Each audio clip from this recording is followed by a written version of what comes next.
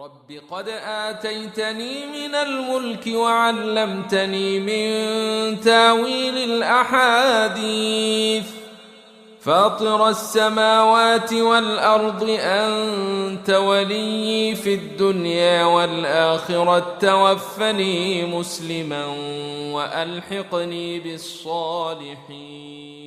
السلام عليكم ورحمة الله وبركاته.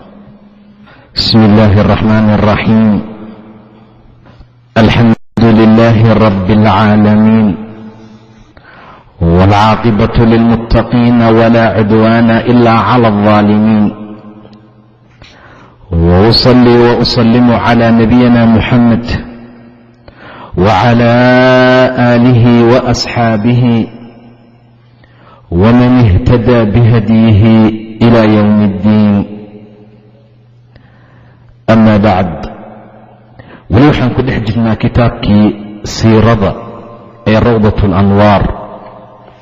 waxaa noogu soo dambayso aan ku jirnay khaswadii iyo duulaankii tabuuka. waxaa noogu soo dambaysay oo kale rasuulka sala allahu calayhi wasalam oo intuu tabuuka ka soo noqday reer madiine ay aad u soo dhoweeyeen. intaa wixii ka dambaysayna wuxuu galay masjidka, 2 rakacadoodna rasuulku uu ku tukaday sala allahu calayhi wasalam. dadkii buu la fadhiistay. almukhallafuuna, kuwii haray ayaan qaadanaynaa. wa jaa'a waxaa yimid almukhallifuuna, kuwii la dibdhigay oo min almunaafiqiin, munaafiqiinta markaa ka mid ah. yactadiruuna, ayagoo cudur daaranaya. wayaxlifuuna, u dhaaranaya rasuulka. faqila, wuxuu ka aqbalay calaaniyatihim, calaaniyadooda wixii ay muujiyeen oo dhaartii cudurdaarkii ay duubteen ayuu rasuulku ka aqbalay. wawakala, wuxuu u wakiishay saraa'irihim, waxa u qarsoon oo laabtooda ku jirayna ila allahi subxaanahu wa tacaala. wixii ay muujiyeen oo ay caddeeyeen ayuu nebigu ka aqbalay, waana cafiyey, waana u dembidaaf weydiiyey. sirtiinana allah yaqaan buu yidhi. wa jaa'a, waxaa yimid 3 nin oo min almu'miniina, mu'miniinta ka mid ah, alsaadiqiina, iimaankoodana ku run sheegay. 3 nin oo aan munaafiqiin ahayn oo laakiin iimaankoodu run yahay ayaa yimaadeen. kaanuu waxay ahaayeen qad takhallafuu, kuwa ka haray canhu rasuulka xaggiisa ama khaswadii tabuuka. wahum 3du waxay kala ahaayeen kacab ibni maalik wa muraarat ibnu rabiica iyo wa hilaal ibnu umaya. 3daa nin duulaankii ayay ka hareen. fasadaquu, way run sheegeen marka, runtay markaa ka hadleen. walam yactadiruu, ma aysan cudur daaranin, wax cudurdaara ma sheeganin, ee inay ayagoo kari kara inay baxaan haddana ay hareen bay ka run sheegeen. fa amarahum, wuxuu amray nebiga wuxuu amray an yantadiruu, inay sugaan. wuxuu amray nebiga, fa amarahum, rasuulku wuxuu amray an yantadiruu, inay sugaan. arrintooda waa loo kaadiyey oo dib baa loo dhigay. rasuulkuna wuxuu amray sala allahu calayhi wasalam in arrintooda dib loo dhigay oo ay kadiyaan ilaa ilaahay uu ka xukminayo subxaanahu wa tacaala. intii ilaahay uu ka xukmiyo ayaa arrintooda la dibdhigay. oo sug ayuu yidhi rasuulka sala allahu calayhi wasalam, ilaa arrintiina ilaahay markaa ka xukmiyo. xataa yaqdiya allahu, ilaa ilaahay uu xukmiyo fiihim dhexdooda. wa amara, wuxuu amray rasuulka almuslimiina, muslimiinta wuxuu amray allaa yukallimuuhum, inaanan lala hadlin. 3daa nin in hadalka laga goosto. fatahayara, waxaa doorsoomay lahum, ayaga oo dooriyey annaasu, dadkiibaa taqyiir ku sameeyo qofkii uu arkahayo yaa wuxuu u maleeyaa inuusan markaa garanaynin. watanakarat, waxaa inkirtay lahum ayaga alardu, arladi arladii ayaa inkirtay macnaha arladii ay yaqiineen maba ahanba, waayo dhul aad joogtoon cidna kula hadlaynin dhibkeeday leedahay. wadaaqad waxaa ciriirtoomay calayhim korkooda anfusahum nafafyaalkooda, wa adlamad waxaa la mugdiyowday oo mugdi noqotay calayhim korkooda addunyaa adduunkii oo dhan. falammaa markii tama uu u buuxsamay calaa daalika arrintaa hadalka ah 40 yowman 40 maalmood markay marahayeen, amarahum wuxuu amray rasuulka aydan sidoo kale allaa yaqarabuu inaysan u dhowaanin nisaa'ahum xaasaskooda. markii hore dumarkoodaabaa loo ogolaa, 50 ayaa laga aamusnaan doonaa. 40 markay u dhammaatay rasuulku wuxuu dhahay xaasaskiina ka durqa, hana u dhowaanina. allaa yaqarabuu inaysan u dhowaanin nisaa'ahum xaasaskooda xataa idaa tamma ilaa ay dhammaystiratay 50 yowman 50 maalmood anzala allaahu ilaahay wuxuu soo dejiyey subxaana wa tacaala towbatuhum towbadoodii. faqaala wuxuu yidhi alla weynaaye wa cala 3 saddexdii dushoodana waa laga towba aqbalay, aladiina kuwaasoo khullifuu la dibdhigay xataa idaa daaqat ilaa ay ciriirtoontay calayhim korkooda alardu dhulkii bimaa raxubat ayadoo waasica, ayadoo ruxbo iyo waasictinimo qabto iyo ayagoo la ciriirtoontay. wadaaqat waxaa ciriiri noqday calayhim korkooda anfusahum nafafyaalkooda, wadannuu waxay maleeyeen an laa malja'a min allaahi in ilaahay laga magangeli kara meel inuusan jirin ilaa ilayhi xaggiisa maahane, meel loo carari karoon ilaahay xaggiisa ahayn inaysan jirin. taasay markaa ogaadeen, taasay markii dambe ogaadeen oo ay maleeyeen an laa malja'a min allaahi ilaa ilayhi xaggiisa maahane. uma intaa ka bacdi taaba calayhim toobuu ilaahay waafajiye liyatuubuu say u towba keenaan. ina allaha ilaahay huwa ilaahay wuxuu ahaaday attawaabu alla towbad aqbal badan, alraxiimu haddana naxariis badan subxaana wa tacaala.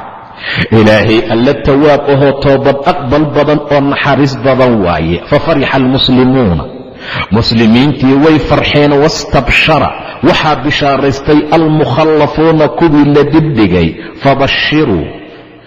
fabashiruu way bishaaraysteen, wa abashiruu way bishaaraysteen, waa isku mide.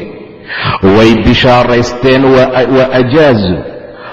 ajaazuu waxay bixiyeen jawaa'is, abaalmarin bay bixiyeen. watasaddaquu wayna sadaqaysteen, way sadaqaysteen. wa kaana ascada yowmin maalintan ugu liibaanid badan bay ahayd fii xayaatihim noloshooda maalintii ugu liibaanid badan bay markaa ahaayeen. wanasalad waxaa soo degay aayaatun aayaad, aayadahaasoo fadaxat ilmunaafiqiin munaafiqiinta lagu fadeexaynayo.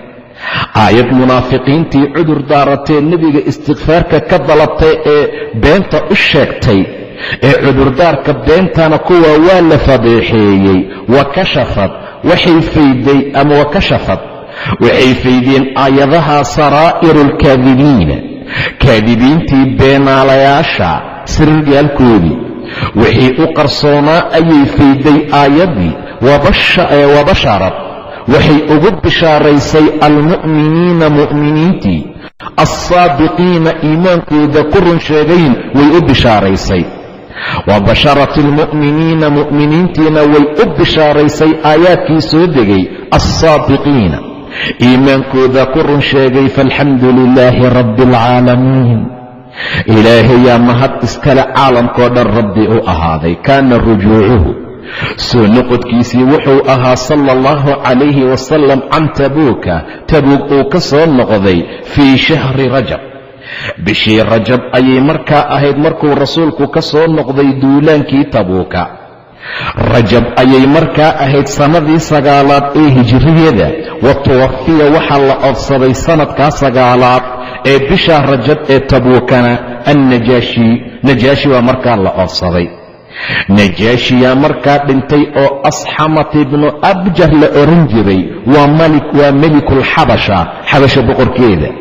boqorkii xabashuu markaa ahaa fii haada ashahr, isla bishaasaa la oofsaday. fasallaa waa uu ku tukaday calayhi korkiisa rasuulullaahi, rasuulkii allah sala allahu calayh wasalam, salaata alghaa'ibi, salaada janaasadaee ghaa'ibka ayuu ku tukaday fi lmadiinati, magaalada madiine. qofkii meel muslim aan joogin ku dhintaa ama se janaaso la'aan la aaso, in loo tukan karo janaaso ghaa'ib ah. uma intaa ka bacdi tuwafiyad waxaa la oofsaday ibnatuhu, gabadhiisii rasuulka ummu kulfuum markaa ahayd. gabadhii ummu kulfuumna waa la oofsadoo way dhimatay radia allaahu canha fii shahri shacbaan, bishii shacbaan sanadii 9aad ee markaa hijrada. haddii najaashi rajab uu dhintay, ayaduna shacbaan bay dhimatay isla sanadii 9aad ee markaa hijriyada. fasallaa waa uu ku tukaday rasuulka sala allahu calayhi wasalam calayha, inanta korkeeda. wadafanaha wuxuuna ku aasay bilbaqiic. waxasina calayha aad buuna ugu murugooday nebiga dusheeda, xusnan shadiidan, xusno iyo murugyo markaa xoog badan. xusni aad u daran buu rasuulku u murugooday. cuhmaan baa qabay.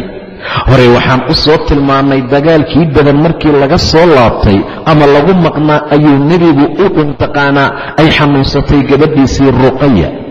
cuhmaan ibni cafaanna wuu ku dhaafay rasuulka, bal inuu baxnaaniyo ee uu xanuunka ka saaro, macnaha uu xanuunkeeda ka warhaayo. xaaladaasuu ku dhaafay, wayna dhimatay beder. kadibna wuxuu siiyey rasuulka ummu kulfuum. ummu kulfuum iyo ruqaya waa walaalo, labadooduna cuhmaan baa guursadoo marba mid ka dhimatay. wa qaala rasuulku marka wuxuu yidhi licuhmaan ibni cafaan radia allaahu canhu, wuxuu ku yidhi low kaanad hadday ahaan lahayd cindii agtayda haaliatun tu saddexaad la sawajatukahaa, waa kuu guurin lahaa. tu saddexaad iima joogta maahee, hadday joogi lahayd oo madax bannaan waa kuugu dari lahaa. wa fii dilqacd, bishii dilqacda sanadii 9aad ee hijriyada sidoo kale tawafiya waxaa la oofsaday oo dhintay ra'su lmunaafiqiin, munaafiqiinta kii madaxda u ahaa waa cabdullaahi bnu ubaya. faistakfara lahu rasuuluullaahi, naxariis badna aad buu istikfaar ugu weydiiyey rasuulka sala allahu calayh wasalam. in badan ma ahayn maxaa dhib lay gaarsiiyey, wax badan ujeeddadiisu ma ahayn maxaa lay caayay. saa darteed cabdullaahi ibnu ubay guriga nebiga dhibka uu ka geystay ma sahlanin, xataa rasuulka laf ahaantiisa. faistakfara lahu rasuuluullaahi, rasuulkii allah istikfaar u weydiiye. wasallaa calayhi, haddana wuu ku tukaday. waqad xaawala wuxuu isku dayey cumar radia allaahu canhu an yamnacahu inuu ka reebo can isalaati, salaada calayhi, rasuulka dushiisa uu ku tukanaya cabdullaahi. fa abaa, rasuulkuna wuu ka diiday. iddaa buu dhahay cumaro waa ku tukanaaye. weliba waxay riwaayadaha qaar tilmaamayaan cabdullaahi oo wiilkiisii ahaa weliba inuu yidhi qamiiskaaga isii aan aabbahay la xiriiriye kafantee. waa siiyey, kaali igula tuka. wuu ku tukaday. cumara isku dayey inuusan nebigu ku tukanin, uu dhahay sayd ugu tukanaysaa, munaafiq waaye. waa lay khiyaar geliyey buu dhahay nebiga, oo waxaa laygu dhahay istikfaar u weydii ama ha u weydiinin. in tastakfir lahum 70 mara, 70 jeer haddaad istikfaar u weydiiso alla dhaafi maayo subxaana wa tacaala. wallaahi haddaan ogahay in aan uga badiyo in looga aqbali lahaa oo loo dhaafi lahaa, aan uga badin lahaa. raxmad baa looga dayan jiray, naxariisaa looga dayan jiray, sabir iyo dulqaad baa looga dayan jiray sala allahu calayhi wasalam. uma intaa ka bacdi nazala, waxaa soo degay alqur'aan oo yanhaa can asalaati can almunaafiqiin, si aayad diidaysay qur'aan in munaafiqiinta salaad lagu tukado. walaa tusalli calaa axadin minhum maata abadan walaa taqum calaa qabrihi, waa soo degtay. kelimad waaye oo xawla alghazawaat, duulaanada ku saabsan. kelimadooyin baan qaadanaynaa iyo oraah iyo hadal ku aadan ghazawaadkii duulaanada. kaanad waxay ahayd kelimatulxarbi, kelimada dagaal markaad maqasho tacnii mid loola jeeday ahaan jirtay fi ljaahiliya wakhtigii jaahiliga alqatlu dil waalfatak layn baabi'in waalixraam tadmiir baabi'in waalnahbi boob waasalbi furasho wahataka alacraad sharaftoo lagu xadgudbo macnaa dumarkoo la kufsado waalifsaada fi اlardi dhulkoo la fasahaadiyo waihlaaka alxarfa waannasla in la halaago la baabi'iyo beeraha iyo dugaagga amase xayawaanka duuna raxmatin ayadoo raxmadna laysku qabin walaa hawaadata jacayl muusan markaa jirin jacayl la'aan naxariis la'aan insaan laysku baabi'iyo kelimada xarbi iyo dagaal ayaa jaahiliga loo aqoon jiray falammaa goortii jaa'a uu yimid alislaamu islaamkiina hayara wuu dooriyey wuxuu beddelay haada almacnaa macnaha xarbi loo yaqiinay taghayiran doorin iyo beddelitaan taaman oo dhammaystiran ayuu markaa beddelay fajacala wuxuu ka yeelay alxarb dagaalkii sabiilan waddo lagu gaaro linusrati almadluumiina dadka la dulmiyey u gargaarkooda wa kabati alظaalimiin dhaalimiintoo la celiyo la joojiyo dulmiga laga celiyo wa wasiilatan bay ahayd wasiilo lagu gaaro libasطi اlamni amni in lagu fidiyo waasalaami iyo nabadgelyo cala alardi dhulka oo dhan wadariicatin iyo dariico shay lagu gaaro ayuu noqday liiqaamati alcadli cadaaladda in lagu oogo adduunka iyo wainqaadi aducafaa wainqaadin in la badbaadiyo la koriyo adducafaa dadka tabarta daran min baaraatini alaqwiyaa dadka xoogga badan gacmahooda iyo farahooda in laga celiyo ilan haddii wax kala celiyo la helin xukun iyo waxyaabo kala joojinaya dadka aqwiyadaa farahooda inay la aadaan ducafada dhib bay markaa ahaanaysaa iyo waliikhraaji alcibaadi addoommada in laga bixiyo oo laga saaro min cibaadati alcibaadi addoonnimaday addoommo u yihiin loona bixiyo ilaa cibaadati illaahi ilaahay cibaadadiisa subxaana wa tacaala wadda lagu gaaro wa min jawri aladyaani in dadka laga bixiyo diimaha dulmigooda waayo diin walba oo la sheegtay dadku hadda haystaan dulmi baa ku jira loona bixiyo ilaa cadli lislaami islaamka cadaaladiisa walam takun mana aysan ahayn min shiimati alcarabi carab dhaqankeeda shiimadeeda iyo carab caadadeeda iyo dhaqankeeda iyo waxay dabeecad u lahaayeen ma aysan ahayn an yakhdacuu inay isku dhiibaanay isku duleeyaan liaxadin axad mahmaa taala alqitaalu sigtuu dalku u dhabo wa mahmaa si kastoo hala thaman lacagtiisu ay u fara badnaato hala thaman waxaa loola jeedaa qarash badanba ha ku baxee weligood isma dhiibi jirin carab oo dagaalka ay gelahayaan waxay dhaqan u lahaayeen siduu noo sharxi doono xataa haddii la baabi'iyay eber noqdaan inaysan isdhiibin iyo wamahmaa si kasta oo halaa uu u kor noqdo athamanu thamanta qiimo kastoo ku baxa macnaha daama wuxuu jiray alqitaalu dagaalkii uu socday bayna bakarin iyo wataqallub labadii qabiil ee reer bakar iyo taqlab dagaalkii ka dhaxeeyey fii xarbi albusuus xarbi ayaa ka socday oo xarbigii ay isaga hor yimideen 40 caaman 40 sano ayuu markaa socday 40 sano ayuu markaa socday dagaalkaa busuus ee ka dhaxeeyey wa kaana daxiyatahaa waxaana ku naf waayey xawaalay wax u dhigmaa 70,000 muqaatil 70,000 oo rag oo dagalyahana ah ayadoo saa loo baaba'aya haddana maskaxdooda dhihi mayso aan dagaalka iska joojino walam yakhdac kuma khuduucin oo iskuma dhiibin axaduhumaa midkood lilaakhara ka kale wadaamad wuxuu jiray uu ku socday xuruubu alaws waalkhasraj waa reer madiina nimankii reer aws iyo khasrajna akara min 100 caam 100 sano wax ka badan walam yakhdac ma khuduucin oo isma dhiibin axaduhumaa midkood lilaakhara midka kale fa haadihi midani hiya ayadu shiimatu alcarabi waa carab dabeecaddeedii qabla alislaam ay lahaayeen muwaasalati alxuruubi dagaalahoo la joogteeyo iyo wa cadami alkhuduuci in loo quduuci waayo oo laysku dhiibi waayo lilcaduwi cadowga taasay dabeecad u lahaayeen. saasaa marka dagaalkii jaahiligu ahaa. uma intaa kadib jaa'a annabiyu nebigaa yimid sal alla calah wasalam bilislaami buu la yimid. fawaajahathu alcarabu carab waxay ku qaabishay rasuulka binafsi alusluubi dabeecaddii ay lahayn laftigeeda. rasuulku markuu yimid sal allahu calayh wasalam haddana carabtii waxay nebiga uga hor timid dagaalkaasoo sidii usluubtu ay ahayd ama dabeecaddu ay u lahaayeen ah. wajararuuhu waxay u jiideen rasuulka ilaa saaxati alqitaali say u dhibaayeen ay u cadaadinayeen waxay ku kallifeen inuu goobta dagaalka yimaado.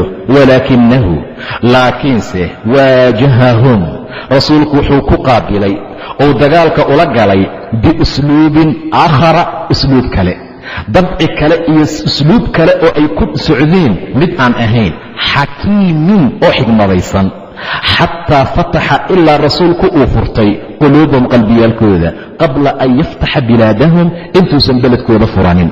rasuulku dabeecadaha uu bilaabay oo uu kaga duwanaa waxay ahayd kow wuxuu furtay dadka qalbigooda, kii dhib gaarsiiyu cafiyo, kii dagaal mutarsu iska dhaafo, kii qoorta in laga gooyo mutarsu iska cafiyo. saasuu marka hore qalbigoodii ku furtay intuusan beledkoodii furanin.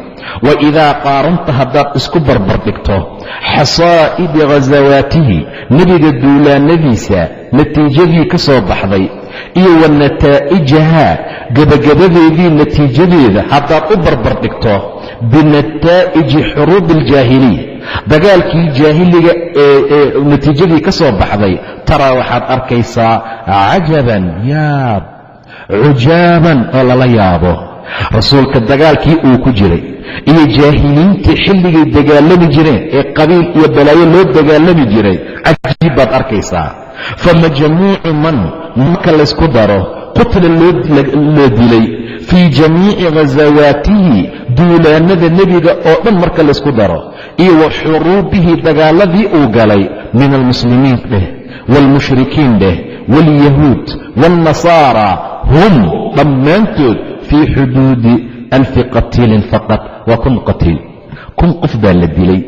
waa intii nebiga uu dagaalamaya marka laysku daro muslim wixii laga dilay, mushrik laga dilay, yuhuud laga dilay, xuduud 1000 bay noqonaysaa. waalmuddatu allatii muddadii istaqraqathaa ay ku qaadatay nebiga haadihi alghasawaat duulaanadaasoo dhanna la tasiidu kama badnayn calaa 8 acwaam 8 sano. dagaalka muddada uu wada yaraanteeda waa 8 sano. inta la dilay way ka sii yar tahay. macnaha markii aad fiiriso sida ay tahay, ilaa hore waxaan u soo tilmaanay 70,000 iyo 100 sanoo dagaal socday, 8 sano socday, 1000 qofood baa laisku tirtiriyey intii ku wada dhimatayba. laa tasiidu ma ka badna calaa 8 acwaam. walaakinahu laakiinse fii haadihi alfatrati muddada alqaliilati ee yar iyo wa biihraaqi haada alqadari qadarkaa alqaliil ee yaroo la qubay min addami dhiig akhdaca way isdhiibtay aljaziirata alcarabiya kullahaa dhammaantood taqriiban marka la qiyaaso, taqriib ahaan marka la fiiriyo macnaha mar allaala marka taqriib la soo dhadhoweeyo way iswada dhiibeen dhammaan 8 sano. marka horena maxaan soo tilmaanay 100 buu dagaalku gaarayay, cid isku quduucdana markaa ma jirin. sababtu maxay tahay? waxay tahay asagaa noo tilmaami doonee wuxuu ku tilmaamayaa rasuulku jug iyo dagaal iyo waxdisaayeel iyo wax dhibaateey hadafkiisuusan markaa ahayn, laakiin hadafkiisu uu ahaa sideeday ummaddu ku hormaraan, khayr iyo wanaag ku gaaraan, alla u rumeeyaan, jannana ay markaa ku helaan. jasiiratulcarab oo dhan baa wakhtigeeda isdhiibtay. wabasada alamn amni buu ku fidiyey rasuulka iyo wasalaama nabadgelyo fii aqsaa rubuucihaa rubuucdeeda, macnaha meesha ugu fog ee rubuucdeeda macnaha ay tahay waa deegaanadeeda meelaha ugu fog iyo wa arjaa'ihaa geesaheedao dhanba. ataraa ma u malaynaysaa marka? ataraa ma waxay kula tahay ood u arkaysaa anna haadaa arrintani yumkinu inay ku suuro gashay biquwati sayf xooggeeda inay ku suuro gashay ma idinla tahay? rasuulka muddada yar ummadda ku qabsaday, dadkii oo dhan ay u khuduuceen, carab iyo qoraysh iyo yahuud iyo kulli ay isdhiibeen ma waxay idinla tahay seef keliya in lagu keenay? waa maya. atara ma ku aragtaa oo ma u malaynaysaa anna haadaa arrintani yumkinu inay ku suuro gashay oo ay ku timid biquwati sayfi xoog seefeed? walaa siyamaa waxaanba ula sii jirinba, waxaan ku sii jirin binisbati haddii la fiiriyo liulaa'ika kuwa alladiina kuwaasoo kaanuu ahaa yatafaanawna kuwa ku faantama fi lxuruubi dagaalada, liumuurin umuur bay ugu faantami jireen taafihatin oo liidata. wax yar oo dhacay nin qayliyey yaa reer hebel inay keliya yidhi intaasuu dagaalku ku socon jiray. wayudaxuuna kuwaasoo ku huri jiray oo u bixin jiray biaalaafin kumaan bacda aalaafin kumaan kadib.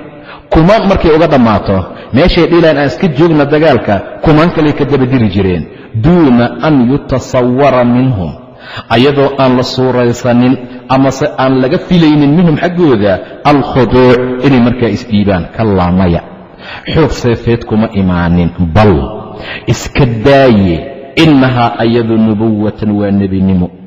waxaan rasuulku uu waday boob iyo dagaal iyo madax noqon ma ahayn, nebinimay ahayd kowdhe.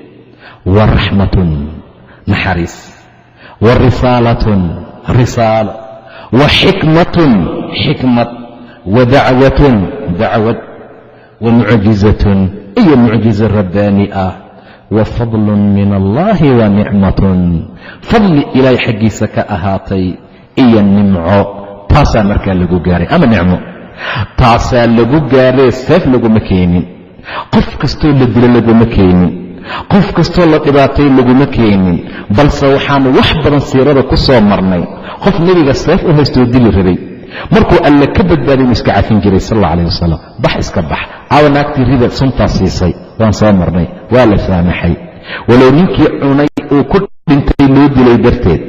caaway gabadhii cabdi xatib gabadhii walaashiis ahayd ee la qabtay, rasuulka alla iska kaymanayso waa gaalad, bax iska bax, rati awr ahna siiya. aaway gabadhii aan soo marnay biyaheedii la cabay. aaway ninkii seefta inta soo qaatay rasuulku dhaa man yamnacuka minii, yaa iga kaa celinaya.